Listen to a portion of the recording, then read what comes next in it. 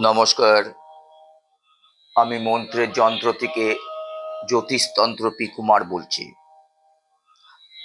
আমি গত অডিওতে ফেংশুই সম্বন্ধে আমি শুকনো ফুল বাড়ি থেকে সরিয়ে ফেলার জন্য আমি অডিও করেছিলাম, এবং তারপর হাইফাই যন্ত্রপাতি যেখানে সেখানে রাখা ঠিক নয় এই ব্যাপারেও কিন্তু আমি আলোচনা করেছি। তার আগে আলোচনা করেছিলাম যে ক্যাকটাস, বনসাই এবং পিওনিয়ার ফুলের সম্বন্ধে।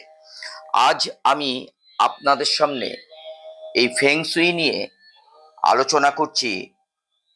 তাক খোলা রাখবেন না। আপনার বাড়িতে যেই তাক আছে, যেই তাকে আপনি আপনার পছন্দ মতো বই রাখেন, বা বাচ্চাদের বই রাখেন, পড়াশুনোর বই, আপনার পড়াশোনা বই আপনারা রাখেন, সেই তাক অনেক সময় আপনারা কি করেন, আপনারা করেন যদি সেই তাকে কাজ থাকে, সেই কাজটা সরিয়ে ভুলবশত আপনারা চলে যান, তাকে বই আছে কিন্তু কাজ খোলা আছে বা দরজা খোলা আছে, যাকে বলে কপাট।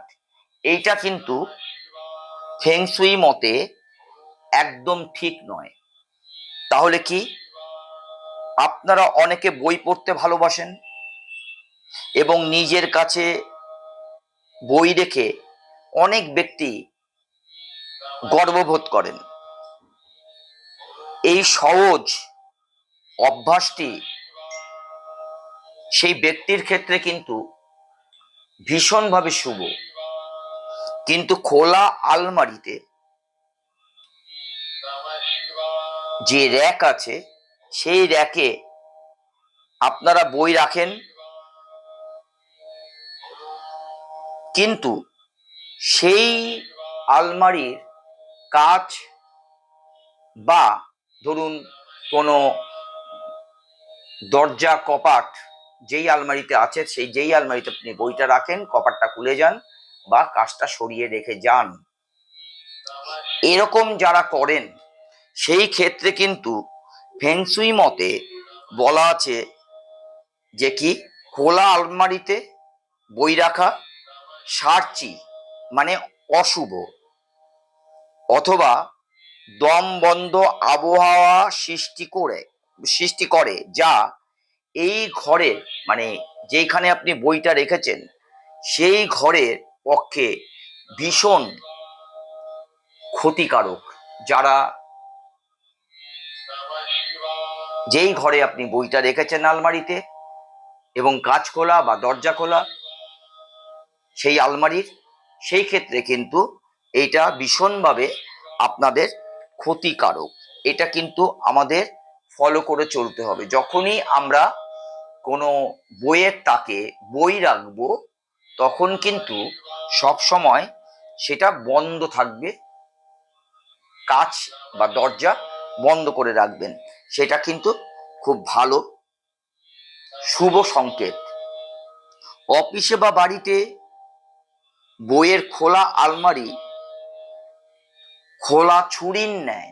আপনারা দেখছেন আলমারিটা শুধু খোলা, কিন্তু আপনারা ফেংশুই মতে ভাবতেই পারছেন না এই যে আলমারিটার দরজাটা খোলা, ভেতরে বই আছে, সেটা ছুরির মতো, একদম ছুরির মতো মারাত্মক শক্তি। কি শক্তি? ঋণাত্মক শক্তি। এই ঋণাত্মক শক্তি ছড়াচ্ছে আপনার পরিবারে, আপনার ঘরে। এই শক্তি আপনাদের অর্থনৈতিক এবং মানসিককে ভীষণভাবে আঘাত করছে। তাই ফেংশুই মতে আপনারা সবসময় যখন বই পড়বেন সেই আলমারির দরজাটা বন্ধ করে রাখবেন। আমি মন্ত্রের যন্ত্র থেকে জ্যোতিষতন্ত্র পি কুমার বলছি। একটু লাইক, শেয়ার এবং সাবস্ক্রাইব করলে আমার এই মন্ত্রের যন্ত্র আমি কিন্তু এগিয়ে নিয়ে যাব।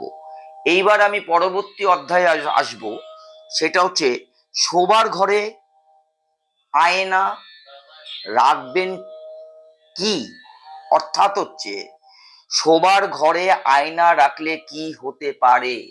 আপনার সংসারে, আপনার ঘরে, আপনার মনে, আপনার মানসিকতায়। ধন্যবাদ।